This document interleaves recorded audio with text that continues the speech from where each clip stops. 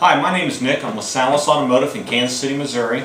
We've been in business since 1993. We're going on 19 years. Today I'm going to talk about ways to get better fuel economy. The first thing that we are going to touch on is tires. Proper inflation of the tires is very crucial.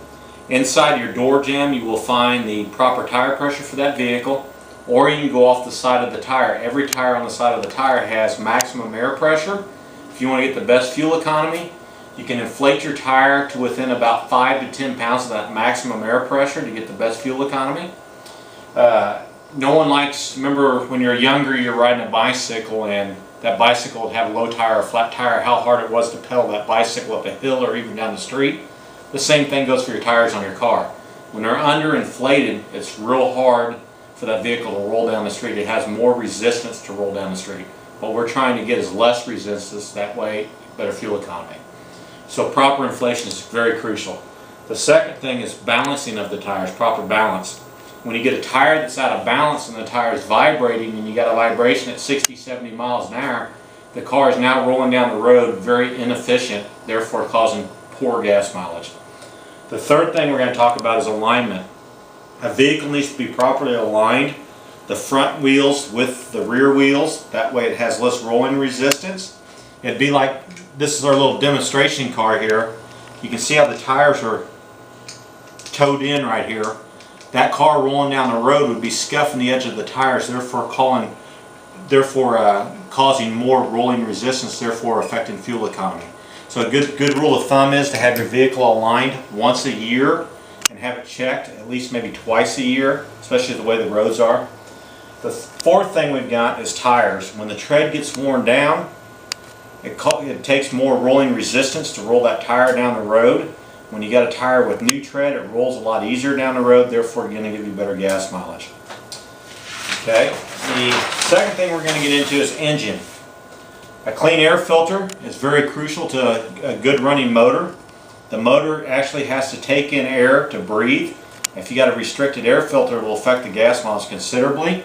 As you can see here, we have an air filter that is very dirty. This air filter is not a very good filter. It will cause it poor fuel economy. So have your air filter checked every other oil change, about every 6,000 miles. The second thing we're getting into is spark plugs. Replace your spark plugs by your owner's manual on the maintenance that it they request. Most cars are every 30,000, some cars are every 60,000. By keeping the spark plugs in good shape, it'll burn all the fuel and burn it a lot cleaner, therefore you'll get better gas mileage. Fuel injectors. Fuel injectors are the injectors that actually spray fuel into the motor, and the spark plugs is what ignites that fuel. You want those injectors to be clean, so when they're spraying the fuel into the motor, they're atomizing the gas correctly where it gets a good spray pattern. What we do for fuel injectors is we use a machine called a motor vac. It's a fuel injector and cleaner that cleans the injectors, and it not only cleans the injectors, but it also cleans the inside of the motor out, therefore letting the fuel run through the motor to be burned and out the exhaust more efficiently. Usually on using this vehicle, if you got a car with 100,000 miles, you can expect to get 1 to 2 to possibly 3 miles per gallon better than you were getting before. Plus it'll regain some performance that was lost. Anytime you regain performance, you regain fuel economy. The fourth thing is, if you have a vehicle that has a check engine light on, when the check engine light is on, the computer goes into what we call fixed values, quits managing fuel, therefore it's going to give you poor fuel economy. Also, when that light's on, you don't know if there's anything majorly wrong because you've been driving the car around for a year with a light on. Now something really goes wrong and you don't know it because the light's already on. So if you got a check engine light on, get it addressed. Clean the mass airflow sensor. This is a sensor that is usually between the air filter and the motor, and it measures the amount of air coming through that air filter and it going into the motor. And if that mass airflow sensor is dirty or restricted in any way, it'll definitely cause poor fuel economy. The third thing we're going into is fluids.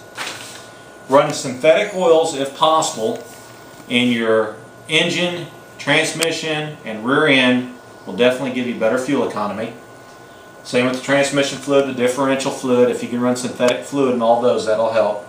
Engine coolant. Engine coolant is very crucial. You want to make sure that you've got good, clean engine coolant. By having dirty coolant, the car could run a little bit hotter than normal, and when it's running hotter than normal, it could get worse fuel economy. So engine coolant is very crucial. One other thing that we didn't touch on in here that I just want to touch on is O2 sensors. An O2 sensor is a sensor that is in the exhaust stream that measures the amount of oxygen leaving the motor or the amount of fuel leaving the motor, therefore telling the computer how to manage fuel. Those sensors need to be replaced at about every 100,000 miles for the best fuel economy that you can expect to get out of that vehicle. If you have any more questions, you can contact me at 816-765-6060.